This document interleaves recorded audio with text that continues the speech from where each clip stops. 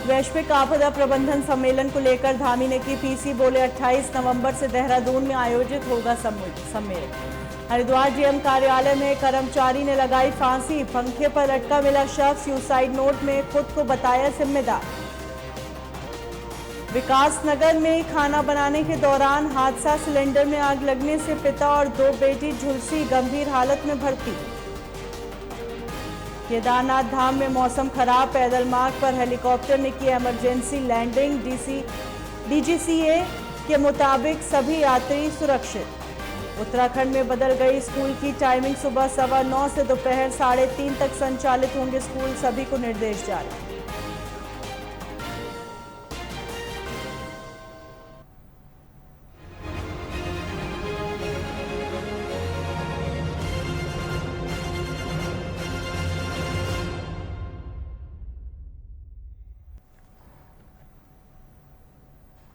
नमस्कार, स्वागत है आपका। आप देख रहे हैं उत्तराखंड लाइव, मैं हूं आपके साथ है ना।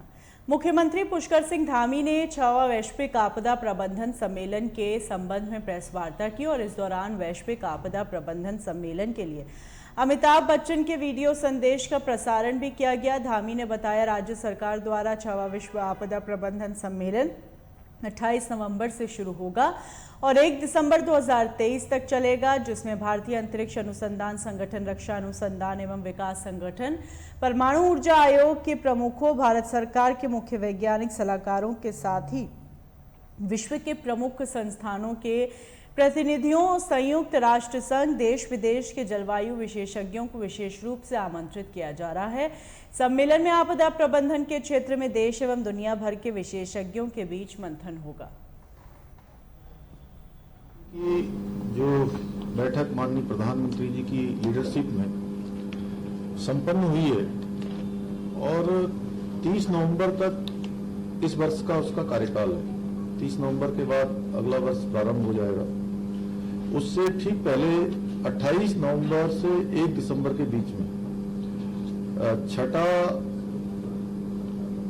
आपदा प्रबंधन सम्मेलन देहरादून में आयोजित करने का, वैश्विक सम्मेलन देहरादून में आयोजित करने का हम लोगों ने यहाँ पर निर्णय हुआ है। और उसमें डिजास्टर रिस्क रिडक्शन, जो कि G20 की जो बैठक हुई, उस बैठक में एक महत्वपूर्ण विषय के रूप में आया है कि किस प्रकार से डिजास्टर के जो रिस्क है उसको कैसे कम से कम किया जाए।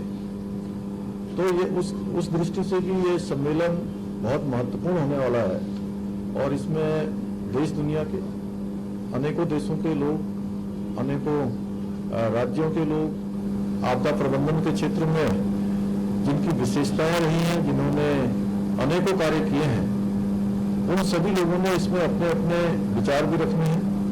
और आदरणीय प्रधानमंत्री जी से और आदरणीय गृह मंत्री जी, जो हमारे आपदा प्रबंधन के भी मंत्री हैं, उनसे भी निवेदन किया जाएगा कि इस सम्मेलन में वो मुख्य अतिथि के रूप में अपनी भागीदारी करें, इसमें हम सबको अपना आशीर्वचन दें, मार्गदर्शन दें।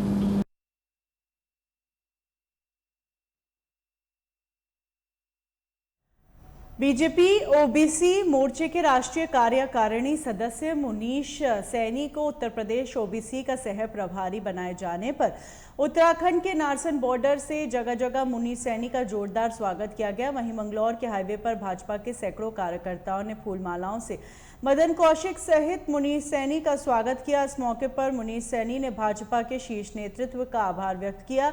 उन्होंने कहा कि भाजपा के प्रदेश और राष्ट्रीय नेतृत्व द्वारा जो जिम्मेदारी सौंपी गई उसका पूरी निष्ठा के साथ निर्वहन करेंगे, साथ ही सबका साथ सबका विकास की तर्ज पर संगठन को मजबूत करने का कार्य करेंगे।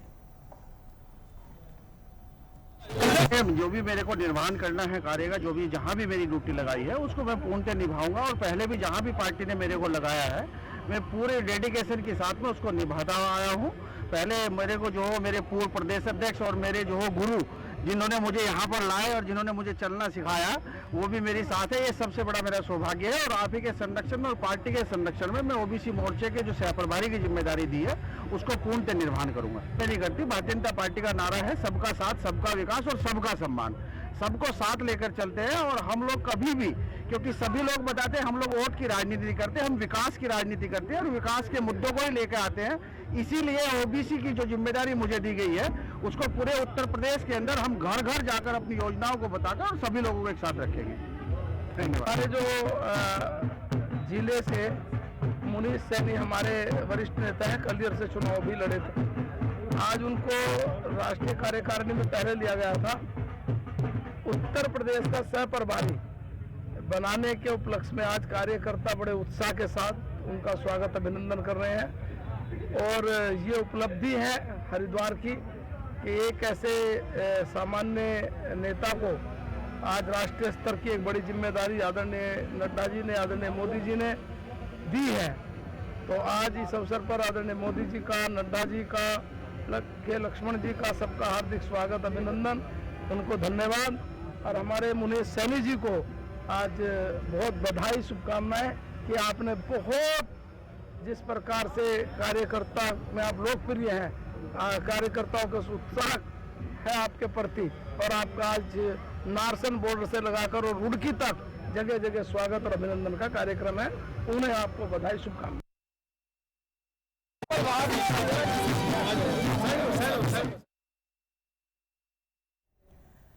आज से ठीक 29 साल पहले 1994 में उत्तराखंड के लोगों के साथ दमन और अमानवीयता की ऐसी हदें पार हुई थी। 1 और 2 अक्टूबर इतिहास में काले अध्याय के रूप में छप गया।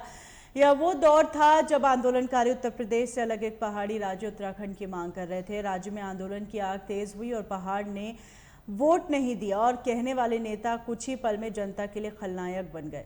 बस से दिल्ली जा रहे आंदोलनकारियों पर बर्बरता की गई। पुलिस फायरिंग में 6 आंदोलनकारी शहीद हुए, कुछ अब भी लापता हैं। वहीं सोमवार को नई टिहरी में रामपुर तिराहा कांड गोलीकांड में शहीद हुए लोगों को राज्य आंदोलनकारियों ने शहीद स्मारक पर जाकर पुष्प चढ़ाकर श्रद्धांजलि दी। उन्होंने कहा कि उत्तराखंड के लोगों को आज भी जल, जंगल और जमीन पर हक नहीं मिल पाया है। युवाओं को रोजगार के लिए बाहरी राज्यों का रुख करना पड़ता है। पहाड़ से लगातार पलायन हो रहा है जो गंभीर विषय है, लेकिन सरकारें कुछ नहीं कर रही।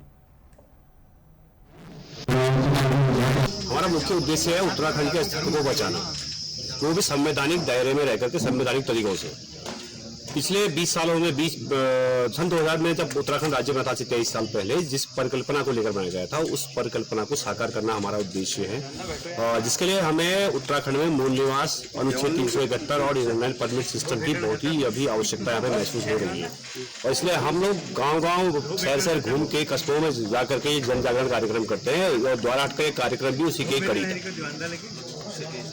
आज क्या आवश्यकता पड़ी कि आपको ये जागरूकता अभियान चलाना पड़ा? जिस प्रकार से उत्तराखंड में डेमोग्राफी चेंज हो रहे हैं और यहाँ की जमीनों भारियों द्वारा बेतासा मात्रा में खरीदी जा रही है, रोजगार का यहाँ पे कोई नामो निशान तक नहीं रहा, स्वास्थ्य सेवाएं बदहाल हो चुकी हैं, जो उत्तराखंड का अस्तित्व है वो तक खतरे में आ चुका है। इसलिए अब हमें लगता है कि उत्तराखंड को बचाने के लिए हमें ये मुहिम और तेज करनी होगी। तो मूल निवास कब से आप मांग करते हैं? हम मांग करते हैं 1950 से संविधान के दायरे में रहते हुए, लेकिन जैसे अगर हो सके तो 1932 भी अगर ये हो, हमें आपत्ति नहीं है। लेकिन हमारा जो पहले से एजेंडा है सेट, हमने 1950 पर किया हुआ है जब भारत में संविधान लागू हुआ था। और आपकी जो एक इनर लाइन की बात आ रही है वो क्या है? इंडियन परमिट सिस्टम अपने आप में एक पास सिस्टम होता है। इसमें आप समझ लीजिए कि कोई भी व्यक्ति उत्तराखंड के पर्वतीय क्षेत्रों में बिना शासन की अनुमति के, बिना शासन की जानकारी के प्रवेश नहीं कर पाएगा। इसको करने का उद्देश्य यही है कि कुछ अवांछित लोग, आपराधिक प्रवृत्ति के लोग जो उत्तराखंड में बेताजा घुसाते हैं, उन लोगों पर रोकथाम लगे, ह्यूमन ट्रैफिकिंग पर रोक लगे। अभी आपको पता होगा कि कुछ दिन पहले ही जो खालिस्तान वाला एंगल एक निकल के आया है, उत्तराखंड में भी 2-3 जगह पर रेत पड़ी है और यहाँ भी खालिस्तान का कनेक्शन निकल के आ रहा है। तो हम चाहते हैं कि हमारा जो ये शांत पहाड़ है ये शांत रहे, इसकी वादियां शांत रहे, यहाँ के लोग सुरक्षित रहे। इसलिए यहाँ के लोगों की सुरक्षा के लिए यहाँ इंडियन परमिट सिस्टम अति आवश्यक है।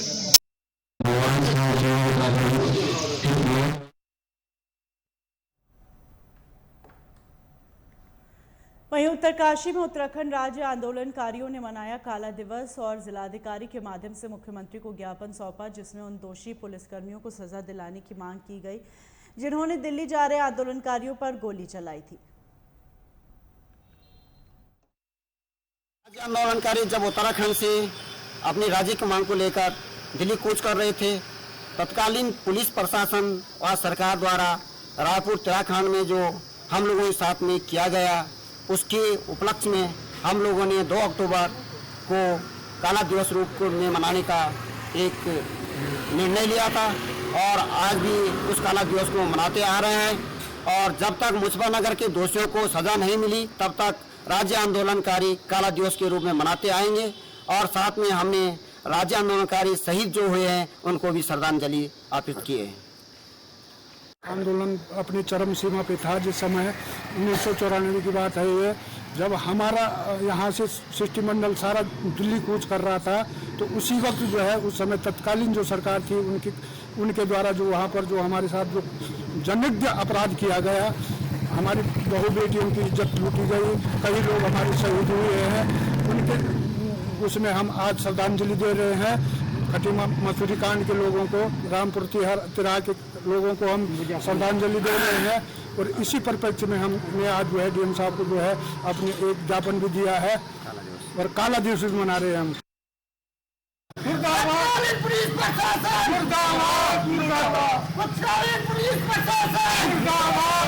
हम शर्मिंदा है, तुम्हारे कातिल जिंदा है, जिंदाबाद, मुर्दाबाद, पुलिस प्रशासन, मुर्दाबाद, मुर्दाबाद, पुलिस प्रशासन, मुर्दाबाद, हम शर्मिंदा है, तुम्हारे कातिल जिंदा है।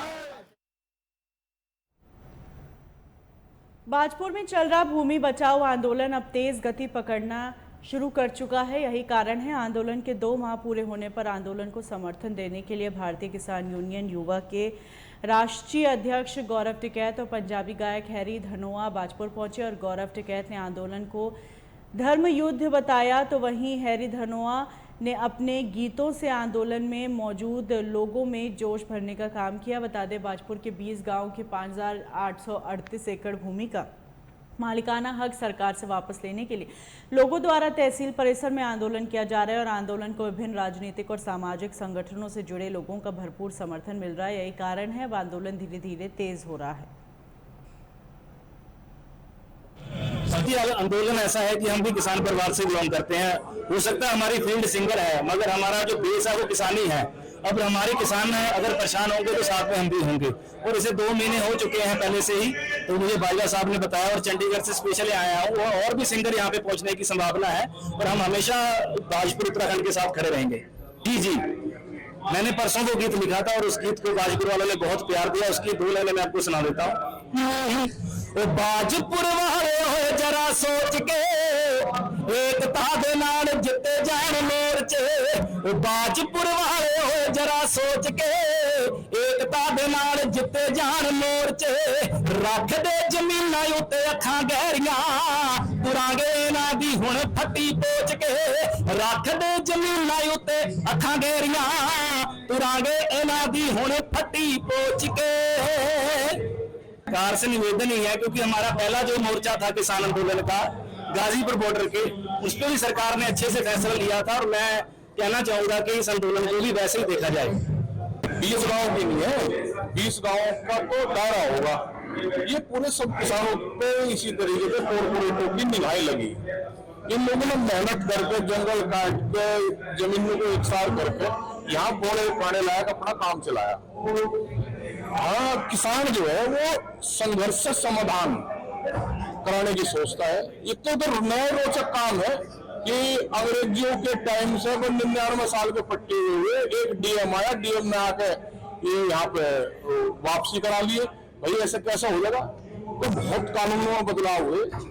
क्या सरकारें जो है इस तरीके से कॉर्पोरेट को बढ़ावा देगी, इस तरीके से पूंजीवाद को इस तरह करेगी कि आधा शहर हम लोग जो रास्ते में आ रहे पता लगा कि आधा बाजपुर शहर भी उसी भूमि में ये लोग चिन्हित कर रहे। ये केंद्र बनेगा, बाजपुर केंद्र बनेगा इस धर्म युद्ध में। ये केंद्र बनेगा, रण जो है वो देहरादून होगा क्योंकि देहरादून से भी जो पश्चिम की तरफ के लोग हैं वो भी इसी तरीके की लड़ाई लड़ रहे। तो सभी इस किसानों को संगठित होकर, क्योंकि जमीनों को छीनने का जिस तरीके से सरकारों ने अपनी नीति बनाई है उसको आराम से बिल्कुल मुंह तोड़ जवाब यहाँ का किसान देने का काम निश्चित करें। आगे की बातचीत है भाई।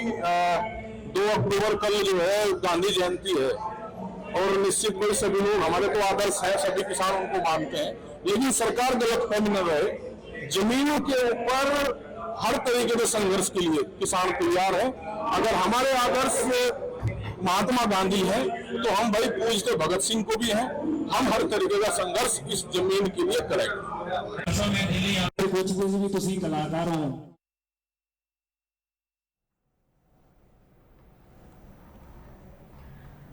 उत्तर प्रदेश के लखीमपुर खीरी में हुई किसानों की निर्मम हत्या के विरोध में किसानों ने आज काशीपुर में महाराणा प्रताप चौक पर कई संगठन इकट्ठा होकर प्रदर्शन किया और केंद्रीय मंत्री अजय मिश्र टैनी का पुतला दहन किया। जो किसान मारे गए थे उनके मुआवजे पर सवाल खड़े किए गए और कुछ किसानों को जेल में बंद हैं उन्हें रिहा करा जाए और केंद्रीय मंत्री को बर्खास्त किया जाए। किसान संगठनों ने कहा कि सरकार द्वारा सिर्फ किसानों को केवल गुमराह किया जा रहा है, अभी तक किसानों को न्याय नहीं मिला है।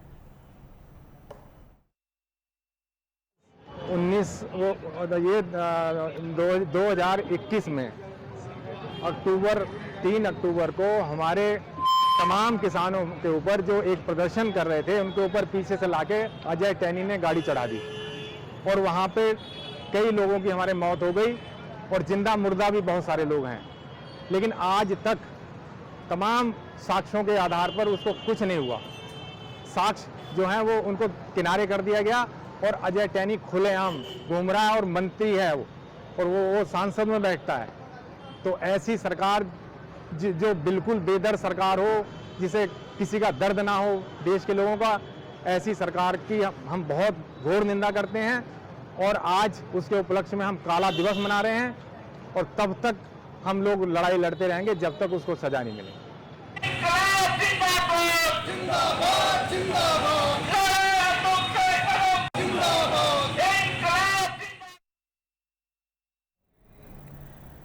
काशीपुर तहसील में सप्ताह के मंगलवार को तहसील दिवस के रूप में मनाया गया, जिसमें काशीपुर एसडीएम अभय प्रताप सिंह ने अधिकारियों के साथ जन समस्याएं सुनी। एसडीएम अभय प्रताप सिंह ने बताया प्रमाण पत्रों से लेकर राशन कार्ड की समस्याएं सामने आई, जिनका मौके पर ही निस्तारण कर दिया गया और कुछ शिकायतों पर तत्काल उन्होंने संबंधित विभाग के अधिकारियों को समाधान करने के निर्देश दिए। वहीं काशीपुर तहसील दिवस में निजी भूमि पर अतिक्रमण की शिकायतें आ रही हैं, जिनकी जांच कराई जाएगी और तत्काल कार्रवाई की जाएगी।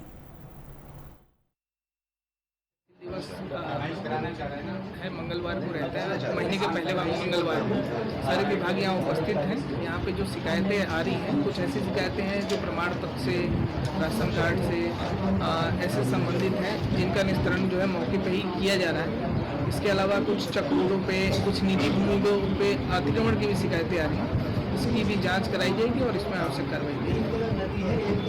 तहसील काशीपुर में तहसील दिवस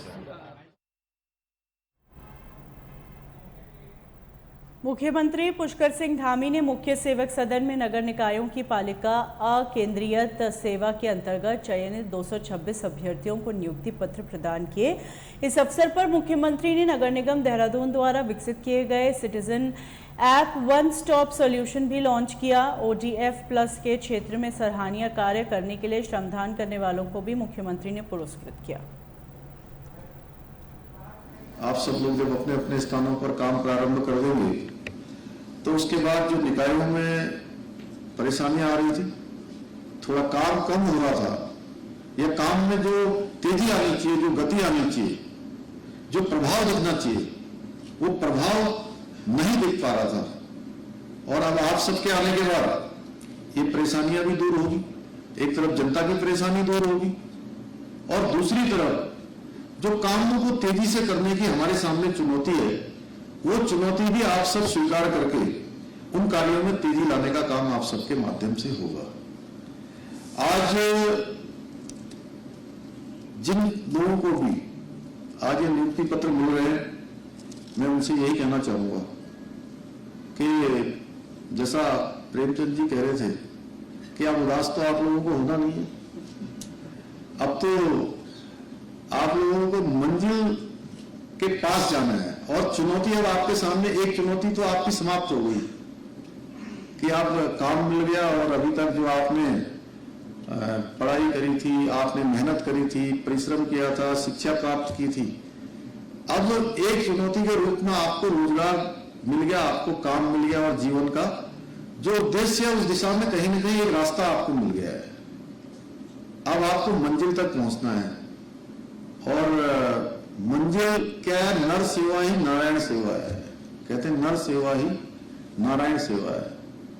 और जीवन में, चूंकि जीवन को सफल और सार्थक बनाने के लिए लगातार प्रयास करना, लगातार काम करना और लगातार कहीं न कहीं विनम्र होकर, उदार होकर, सहनशील होकर, संवेदनशील होकर और निश्चल होकर अपने कर्तव्य को पूरा करके आपको अपने जीवन को सफल और सार्थक बनाने का काम करना है। आपके माता पिता ने आपको जन्म दिया, उसके बाद आपके गुरुजनों ने आपको कहीं ना कहीं शिक्षा देने का काम किया, शिक्षा से जोड़ने का काम किया। बहुत सारे अभिभावकों की तरह हमारे अन्य जो बड़े बुजुर्ग हैं उन्होंने भी कहीं ना कहीं हमको राह दिखाने का काम किया। अब जीवन को खोजने का काम आपके हाथ में है, जीवन के उद्देश्य को प्राप्त करना आपके हाथ में है। और ये तभी होगा जब अब आपकी जब ये सेवा आज प्रारंभ हो रही है। जिस दिन भी आप ज्वाइन करें, कब ज्वाइनिंग हो जाएगी नितिन की? 3 तारीख को आपकी ज्वाइनिंग हो जाएगी और 3 तारीख से पहले दिन से ही अगर आपने अपने जीवन के कुछ स्टैंडर्ड, कुछ मानक आपने बना लिए तो आप इतना ही मानिए कि आप उन मानकों को अपने पूरे जीवन भर के लिए बनाइए। और ये सेवा आपकी एक सीमित समय को उन्होंने जाना है, भारत की संस्कृति को पहचाना है और विकसित होता हुआ भारत, बदलता हुआ भारत दुनिया ने देखा है। मैं बता नहीं सकता कि किस प्रकार से लोगों ने मेरे सामने वहां आदरणीय प्रधानमंत्री जी का वर्णन किया, हमारे देश का वर्णन किया। वो बहुत ही गौरवान्वित करने वाला क्षण था। यहां तक कि मैं हाउस ऑफ कॉमन्स में जब गया तो वहां के सांसदों ने कहा कि जिस प्रकार से सिंगापुर, ताइवान, दूसरे देश जहां पर आज बड़ा टूरिज्म आता है, वो टूरिज्म अब भारत के अंदर भी आ रहा है। दुनिया के लोग अब भारत को देखने भी आ रहे हैं क्योंकि भारत भी सामर्थ्यवान बना है। और जो सेवा पखवाड़ा हमारा चल रहा है, जिसमें आज स्वच्छता के अनेकों कार्यक्रम आयोजित किए जा रहे हैं, उसके कारण से आज हमारे देश का मान सम्मान पूरी दुनिया के अंदर बढ़ा है। भारत को लोग एक श्रद्धा के भाव से देख रहे हैं, नए भारत, बदलते हुए भारत की तस्वीर देख रहे हैं और भारत में दुनिया अपना भविष्य देख रही है। हम लोग इस महत्वपूर्ण काल में, जो आने वाले 25 साल है, जिसको अमृत काल कहा गया है, इस अमृत काल के आप सब सारथी हैं। इस अमृत काल को सार्थक बनाने का काम, इस अमृत काल में जो हमने लक्ष्य तय किए हैं, उन लक्ष्यों को तय करने की जिम्मेदारी भी आप सबकी है। क्योंकि आज देखिए आप, ऐसे कठिन समय में भारत दुनिया की 5वीं सबसे बड़ी अर्थव्यवस्था बन गया है। हमारे प्रधानमंत्री मोदी जी ने 2027 तक भारत को दुनिया की 3री महाशक्ति अर्थव्यवस्था के रूप में बनाने का संकल्प लिया है और हम उसको बनाएंगे, हम उसको बढ़ेंगे और 2047 आते आते हम दुनिया के नेतृत्व के रूप में, दुनिया के विकसित देश के रूप में, दुनिया की महाशक्ति के रूप में, अर्थव्यवस्था, बड़ी अर्थव्यवस्था के रूप में, 5 ट्रिलियन नहीं 10 ट्रिलियन से भी ऊपर की अर्थव्यवस्था के रूप में, इतनी सामर्थ्य हमारे देश के अंदर है, वो हमारी बनेगी और उसमें हम सबका योगदान होगा। मुझे आशा है कि आप सभी अपने अपने अथक प्रयासों से जो आपके निकाय हैं उनकी छवि को बनाने का काम करेंगे, बरकरार रखेंगे। और साथ ही मुझे यह भी विश्वास है कि आप सभी उत्तराखंड को हिंदुस्तान का श्रेष्ठ राज्य बनाने के लिए हमारा विकल्प रहित संकल्प, उसकी सिद्धि के लिए भी अपना सहयोग प्रदान करते रहेंगे। एक बार पुनः मैं आप सभी को, सभी चयनित अभ्यर्थियों को अपनी शुभकामनाएं देता हूं और भगवान बाबा बद्री विशाल जी से, भगवान केदारनाथ जी से आपके उज्जवल भविष्य की कामना करते हुए मैं अपनी वाणी को विराम देता हूं। बहुत बहुत धन्यवाद।